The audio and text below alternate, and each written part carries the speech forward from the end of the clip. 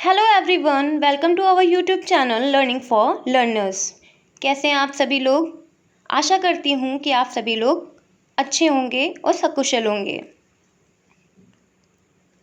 आज हम मार्च 2020 के कुछ क्वेश्चंस को डिस्कस करेंगे।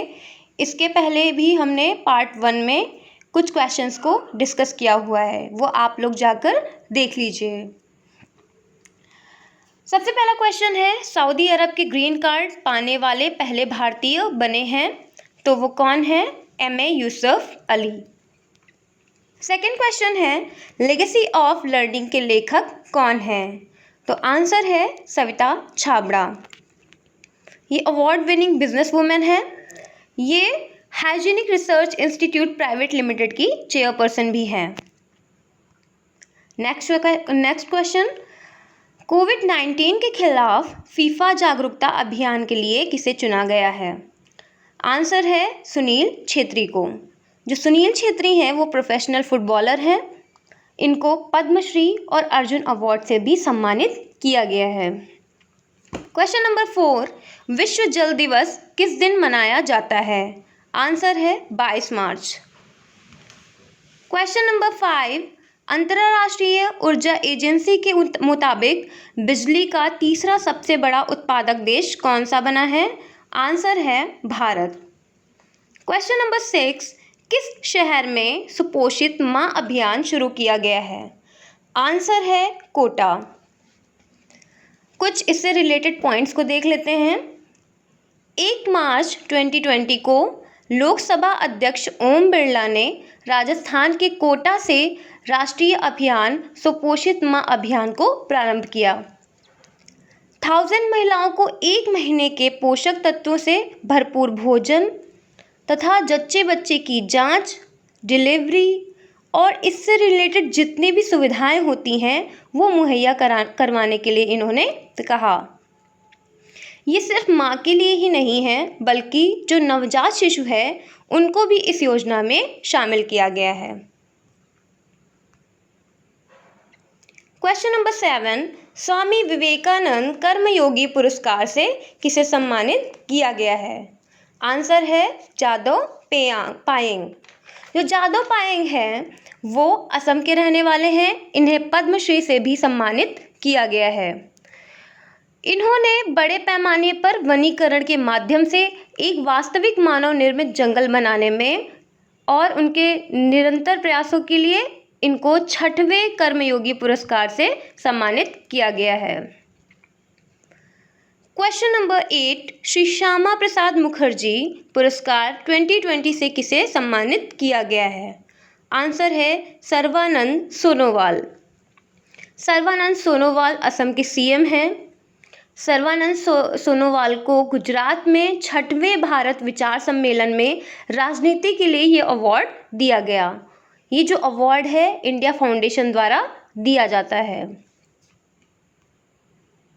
क्वेश्चन नंबर 9, कौन सा देश संयुक्त राष्ट्र सुरक्षा परिषद की बैठक की अध्यक्षता करेगा?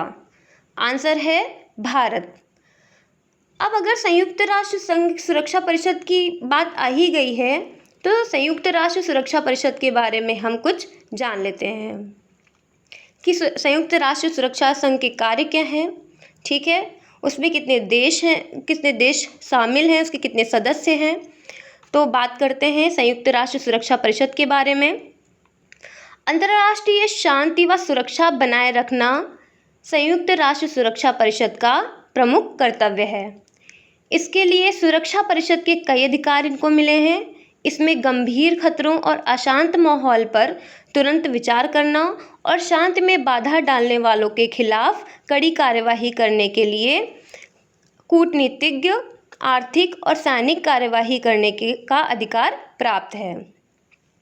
इसके अलावा नए राष्ट्रों को संयुक्त राष्ट्र संघ की सदस्यता प्रदान करना, संयुक्त राष्ट्र संघ के महासचिव का चयन और अंतर्राष्ट्रीय न्यायालय के न्यायाधीश की नियुक्ति जैसे कई काम ऐसे हैं जिन्हें सुरक्षा परिषद महासभा के साथ मिलकर करता है। इसकी जो स्थापना अगर देखें तो इसकी स्थापना द्वितीय विश्व युद्ध के समाप्त होते ही 24 अक्टूबर 1945 में की गई थी। इसकी जो पहली बैठक है वो 17 जनवरी 1946 को आयोजित की गई थी। इसमें टोटल 15 सदस्य हैं, 5 स्थायी हैं और 10 अस्थायी हैं। जो चीन है वो भी इसका एक स्थायी सदस्य है। चीन की सदस्यता 1965 में दी गई थी इसको, यानी कि चीन जो है 1965 में इसमें शामिल हुआ था स्थायी सदस्य के रूप में। इसके अलावा अमेरिका, फ्रांस, रशिया जैसे देश इसमें शामिल हैं। संयुक्त राष्ट्र चार्टर के तहत सभी सदस्य संयुक्त राष्ट्र सुरक्षा परिषद के निर्णयों का अनुपालन करने के लिए बाध्य हैं।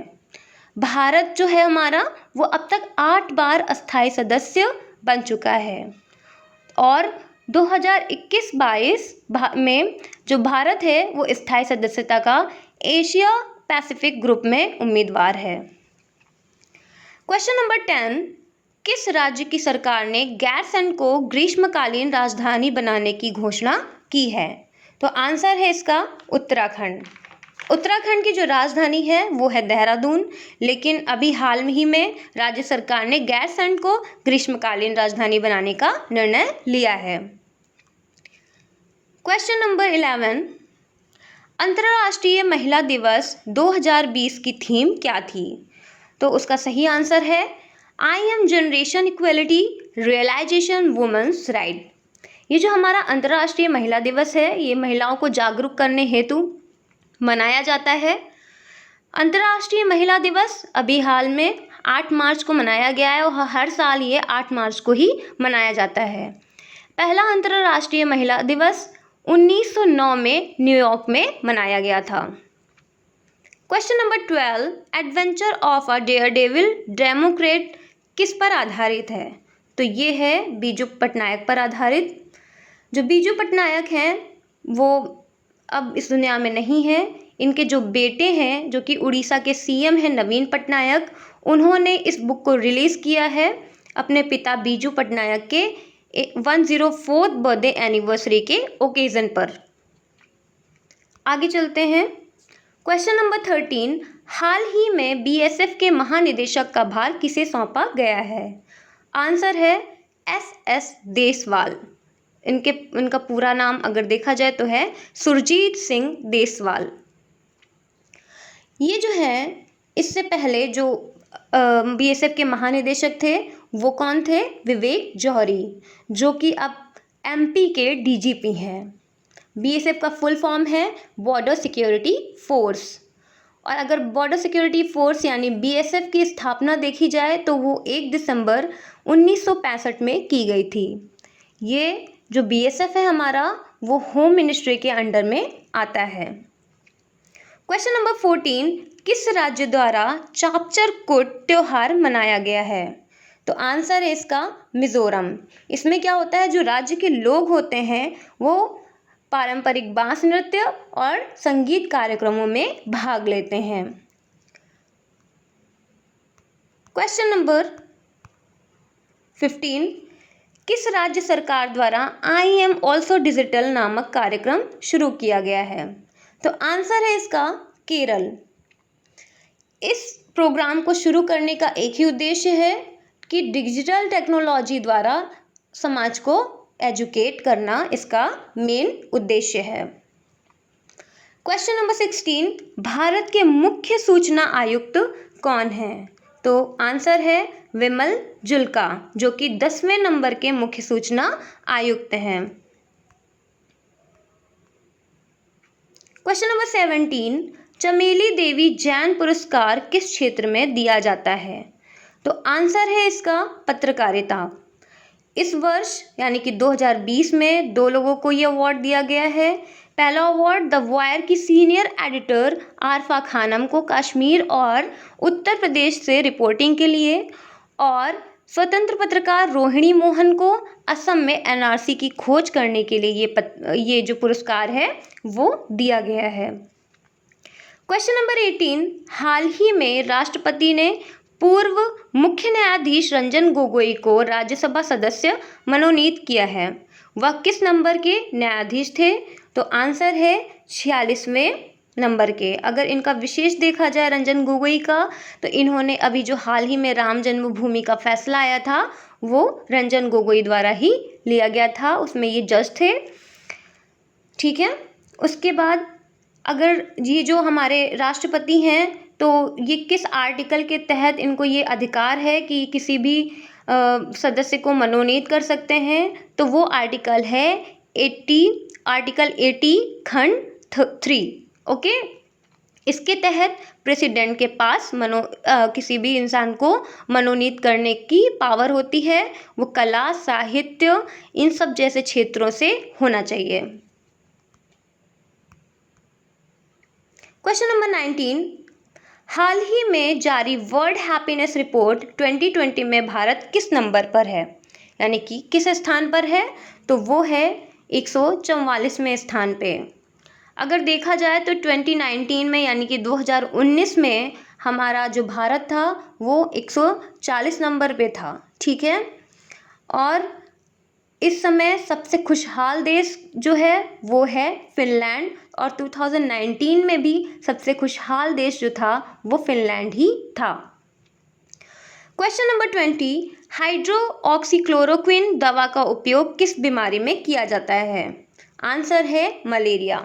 लेकिन अभी जो हमारे देश में जो कोरोना वायरस नामक एक बीमारी चल रही है, वो उसके लिए इस जो ड्रग का इस्तेमाल किया जा रहा है। ये जो ड्रग है वो ICMR द्वारा सिफारिश की गई है इसकी। ठीक है, कि इसको कोरोना से संबंधित मामलों के लिए यूज़ किया जाए। तो जो ICMR है वो उसने इसे रिकमेंड किया है, किसके लिए? कोविड-19 के लिए। अगर देखा जाए तो जो ICMR है वो उसका गठन 1911 में हुआ था। और हाइड्रोक्सीक्लोरोक्विन की अगर कहा जाए कि सबसे बड़ा उत्पादक देश कौन है, तो हम सबसे बड़ा उत्पादक देश भारत ही है। ठीक है। उम्मीद करती हूँ कि आप लोगों को क्वेश्चंस पसंद आए होंगे, या आपके एग्ज़ाम्स के लिए बहुत ही बेनिफिशियल हैं। आप लोग, मैंने जो आपको पॉइंट्स बताए हैं वो आप रिमेंबर रखिएगा और इसको आप नोट करिएगा। ठीक है। थैंक यू सो मच बने रहने के लिए। आगे के चैप्टर में या आगे के पार्ट में हम फिर मिलते हैं कुछ अच्छे क्वेश्चंस के साथ। तब तक के लिए बाय बाय।